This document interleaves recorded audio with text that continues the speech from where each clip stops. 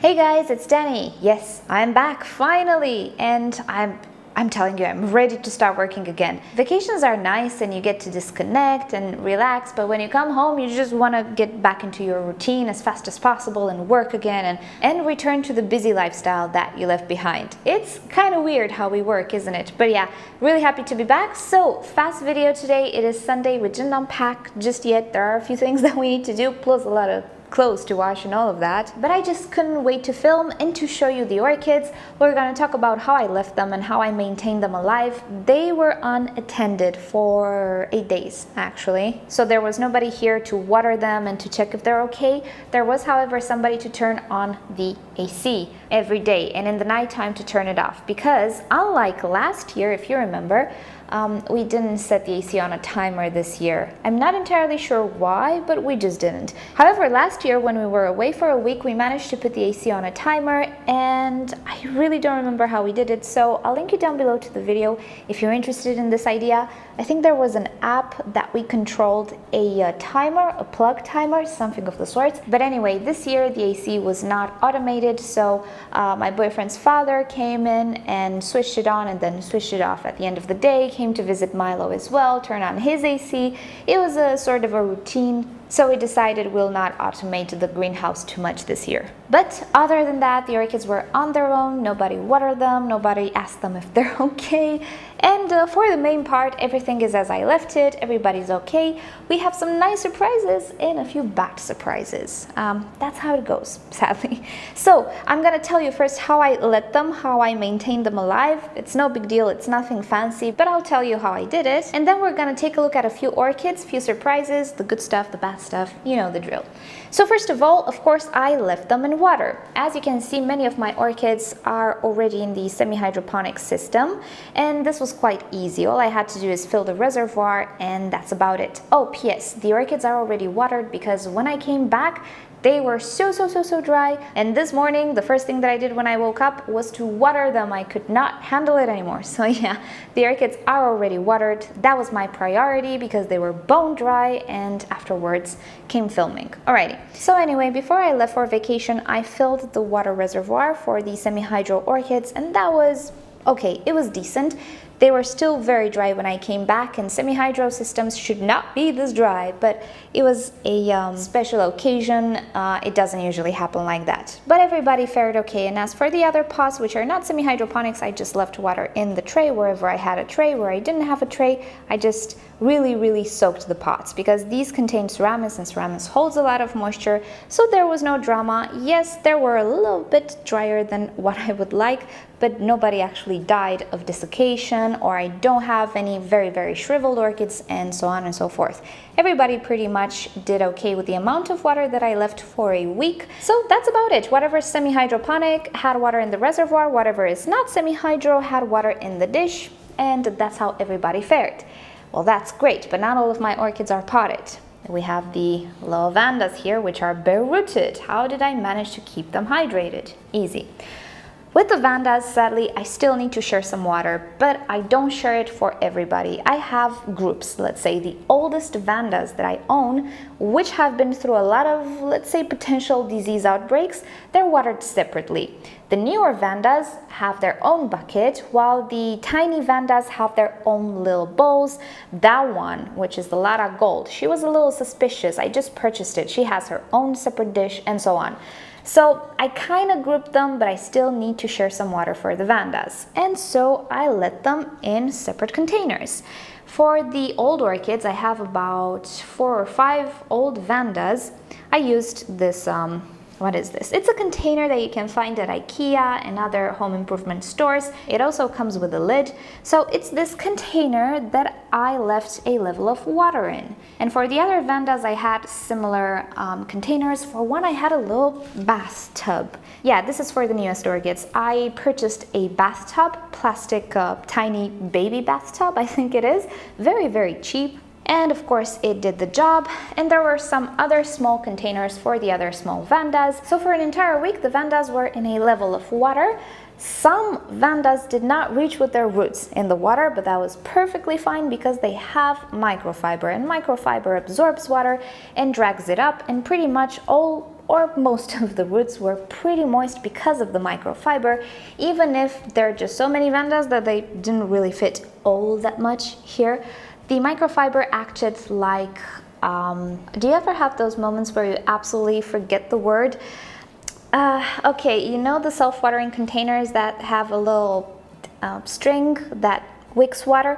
Wicker! Okay, so the microfiber acted like a wick. It wicked water from the bottom, maintained most of the roots wet at all times, but because there was a lot of air, you can see there's only a little bit of water there, the Vandas didn't suffocate, and pretty much all of them are super hydrated and they look very nice. I don't have any rotten roots or roots that suffered because of too much moisture. It just wasn't that much moisture, but it was enough to keep them hydrated, and that's how the Vandas survived for a whole week. So for the main part, the orchids are doing okay, but I did have some nasty surprises. I'm gonna start with the nasty stuff.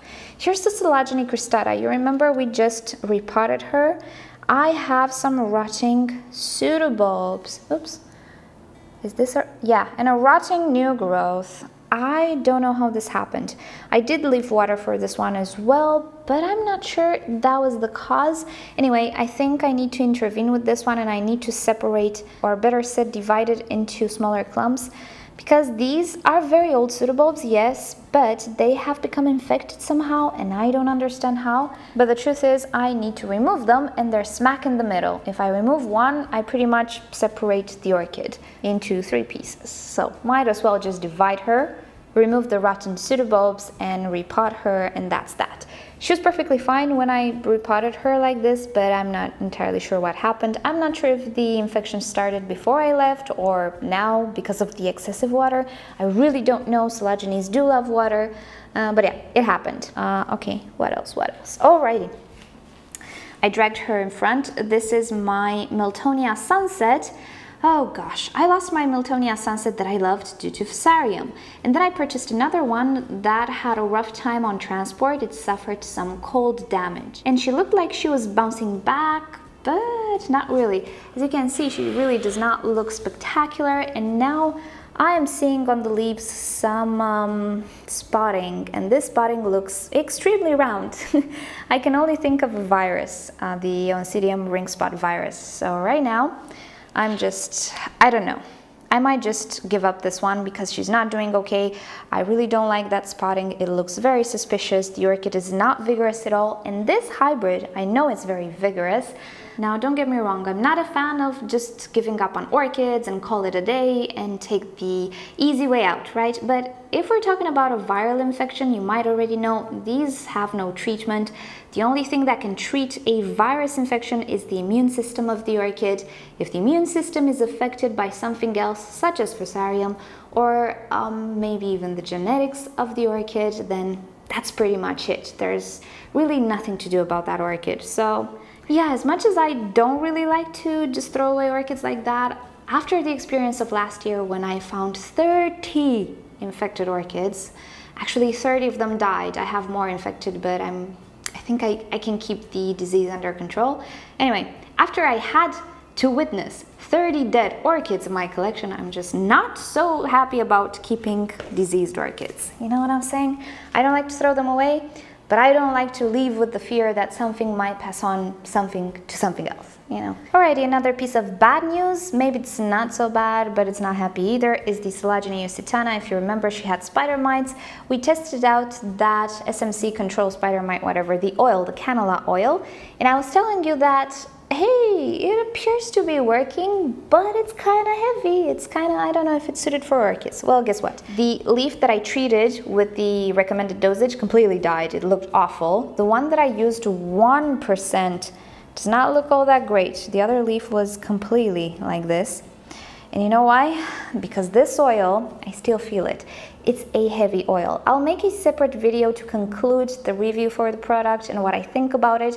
I do have, I believe, some pertinent conclusions and some ideas. And yeah, we're just gonna talk separately about it.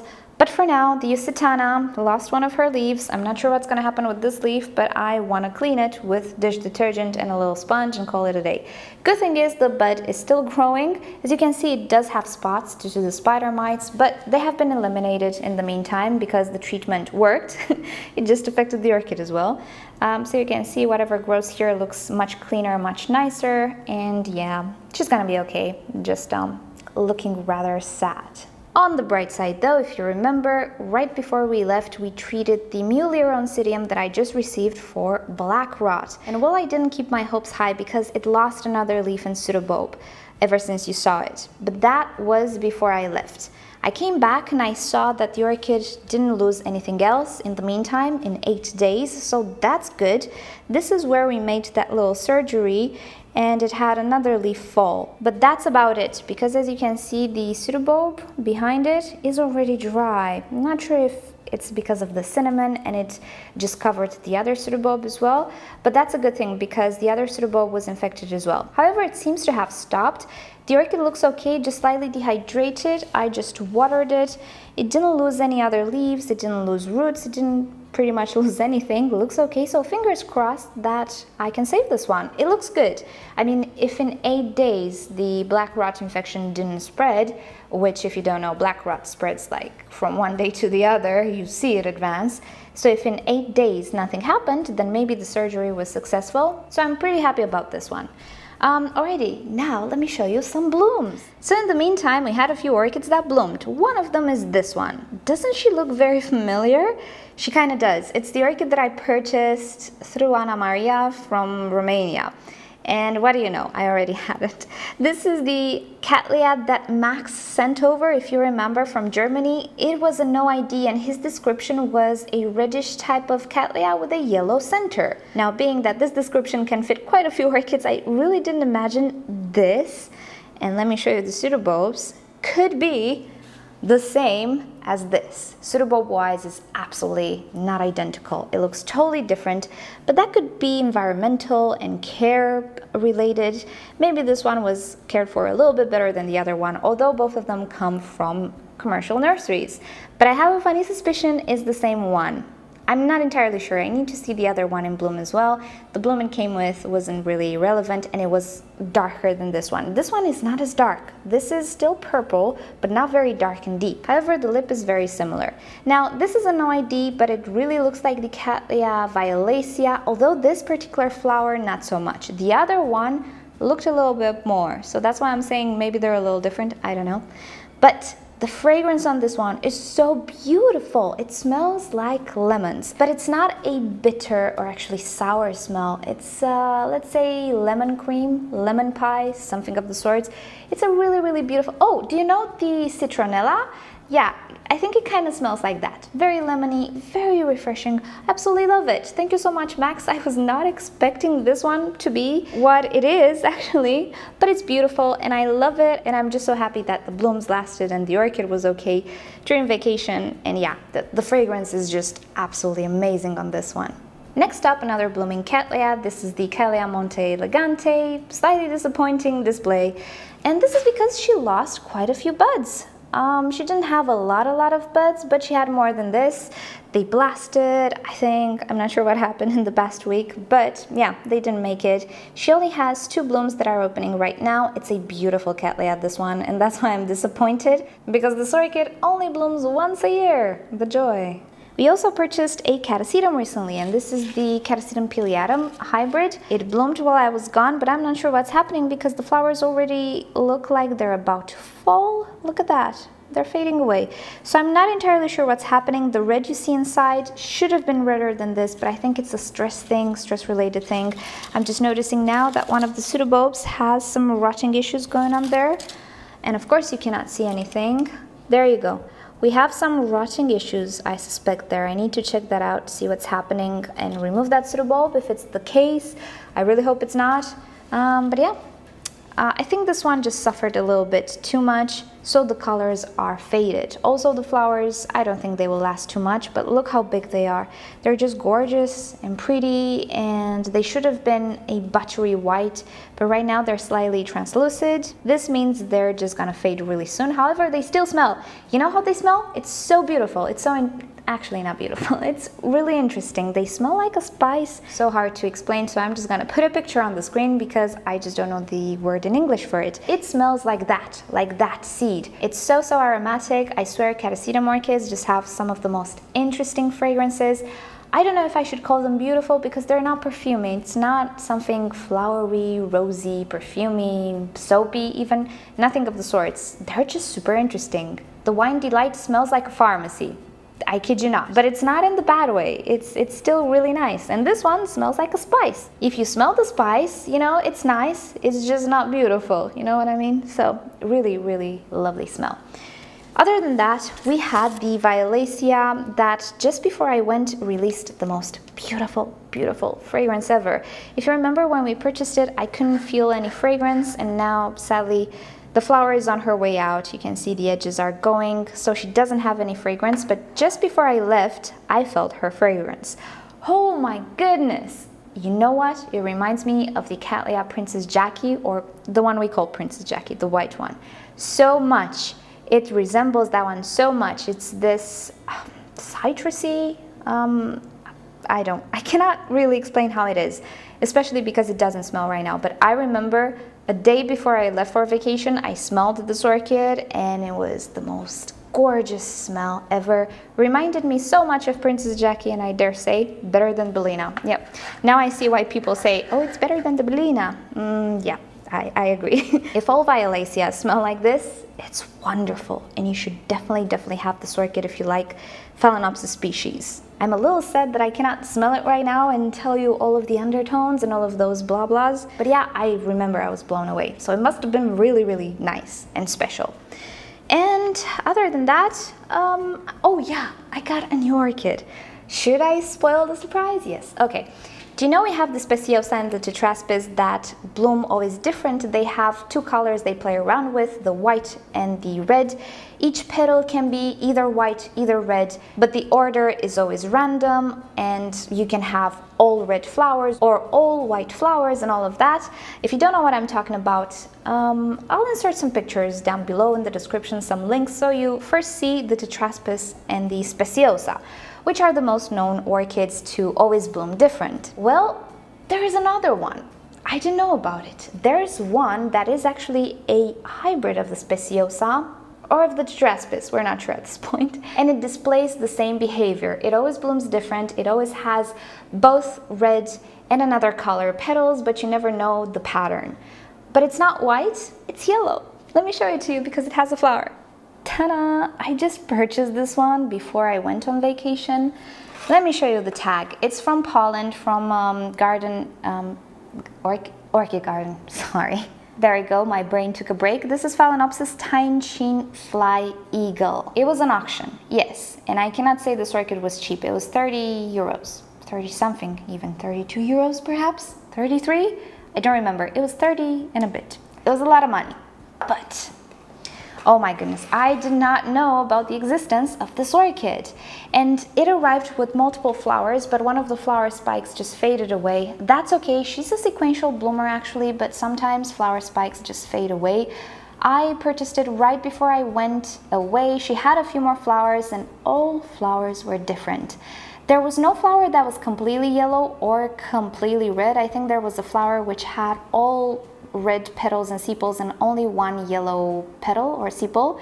I'm not entirely sure how this works. We might have the red, I need to check a picture. I'm not sure if the red only appears on the sepals. You can see on this one we have red only on the sepals and yellow on the petals. I think the red can appear on the petals as well, if I'm not mistaken. Yeah, I need to check the pictures because I did take a few pictures before I left. I might put them on the screen for you right now. This is a Speciosa hybrid, if I'm not mistaken, either Tetraspis, either Speciosa with another Phalaenopsis species, and there you go. It passed on the trait. Each bloom is always different, but we're not talking about red and white, we're talking about yellow and white. And since we're here, let's show you the Speciosa too. Ta-da! There we go. We have the Speciosa too. She's in full bloom. Well, she only has one flower, but she is fully open right now. And as you can see, she has a tinier flower than the Fly Eagle. At this point, I cannot say if there is any difference between the Speciosa and the Tetraspis, I feel like there might be, but there can always be that difference between individuals. I'm not entirely sure. Therefore, I decided to purchase the Tetraspis one as well, when I'll see it for sale, of course, just so we see exactly the difference. Right now, I'm not perfectly convinced there is a difference. You know that some people suggest that the Speciosa has more purple than red petals? I thought that was the case, but it's not really. It's pretty red, and as you can see, we do have some sort of purple towards the center, but in reality it doesn't look all that purple. It looks dark red. I'll give it that the Tetraspis looks a little bit more brick red, but it's not a whole lot of difference in my eyes as far as I remember. So yeah, I'm not convinced there is a difference between the Speciosa and the Tetraspis. I'll give it that this one appears to have a bigger flower than my Tetraspis, but then again, it might be a cultural thing or care thing. Cannot really say if it's the case. So yeah, I'm just gonna buy the Tetraspis as well, and we're gonna see. However, this one is just so pretty. Bonus, she's fragrant. She smells very similar to the, I want to say Bellina, but not really. Maybe. Okay, she smells similar a little bit to the Bellina, but not really. She has a sort of a mango hint to her. She also is a little sweet. Really hard to describe, but it is fragrant. Not very powerful, but definitely you can feel it. I just love this orchid. I'll link you down below to Orchid Garden. Maybe she'll have others like this for sale. She had them for 3 weeks or 4 weeks already. There were 4 auctions until I decided I'm just gonna splurge the money on this one. So it took a while, but I'm happy I did. It's an absolutely beautiful orchid, isn't it? Alright you guys, so this appeared to be a pretty long video and my camera says it's overheated, so I need to end it here, sadly. So anyway, happy to be back. How have you guys been? How are your orchids? Is everything okay? Are you looking forward to autumn? Because I can tell you, I cannot wait for lower temperatures. So yeah, thank you so much for still being subscribed, for watching my videos. I hope you're all fine. I'm happy to be back, and we're gonna get into normal uploading routine in the following days and the following week. If you're not subscribed yet and would like to see regular videos with orchids, simply subscribe to my channel. I do post regularly 5 times a week. I'm trying to, but also don't forget to turn on notifications so you never miss a video. And with that said, I'll see you guys next time. Bye!